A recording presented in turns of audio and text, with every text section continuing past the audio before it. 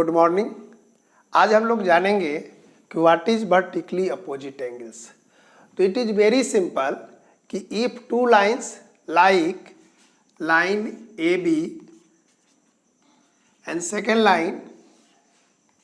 Line C D intersect at O, तो there are four angles 1, 2, 3 and 4 कि to lines intersect करते हैं किसी एक पॉइंट पर तो चार एंगल बनेंगे।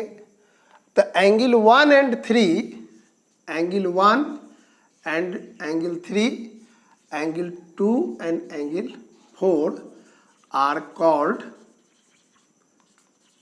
vertically opposite angles।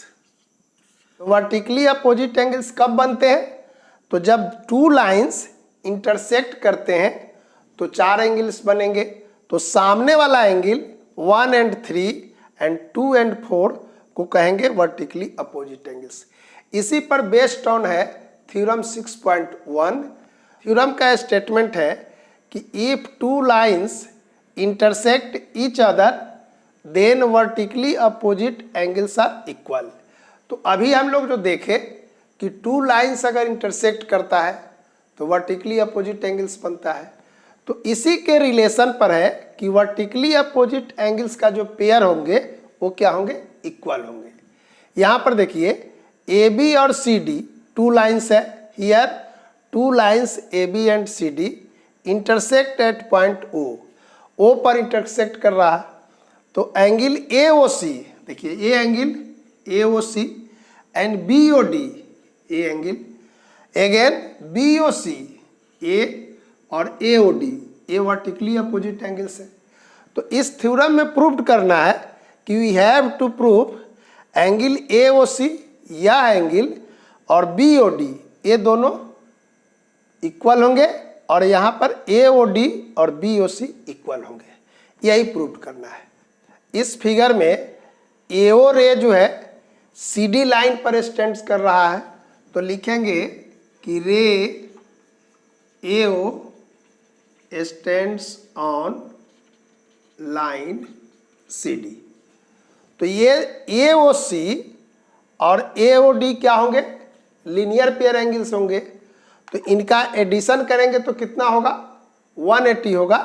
तो इसको लिखेंगे कि angle A O C plus angle A O D equal to 180 degree.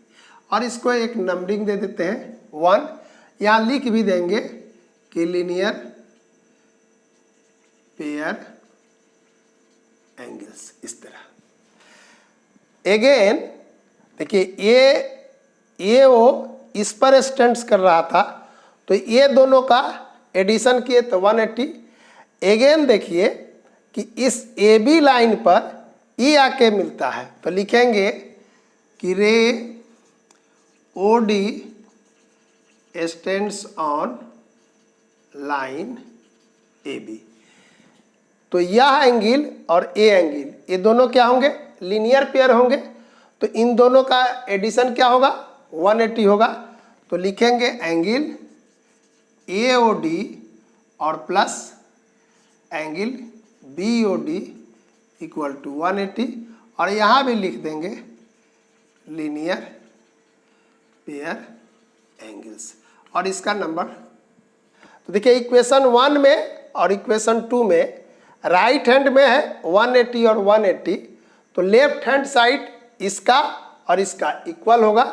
तो हम यहाँ लिखेंगे कि from 1 and 2 angle A O C plus angle A O D equal होगा angle A O D plus angle B O D.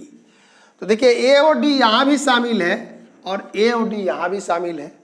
तो इसका अर्थ क्या हुआ कि ए ओ सी और बी ओ डी क्या होगा? इक्वल होगा। लिखेंगे angle A O C equal to angle B O D. ऐसे भी समझ सकते हैं कि इसको अगर हम यहाँ से माइनस कर ले और यहाँ से माइनस कर ले तो इस तरह हम काट सकते हैं। तब भी लिखेंगे AOC इक्वल टू BOD। और इसी तरह सिमिलरली AOC इक्वल हो गया BOD के, तो हम यहाँ सिमिलरली लिखते रहे BOC इक्वल टू AOD। यही प्रूव्ड करना था, यहाँ लिख देंगे प्रूव्ड। तो इस तरह वर्टिकली अपोजिट एंगल का रिलेशन क्या हुआ कि वर्टिकली अपोजिट एंगल्स इक्वल होते हैं, और यही इस थ्योरम में प्रूव्ड करना था। और कल बताए थे लीनियर पेयर एंगल्स।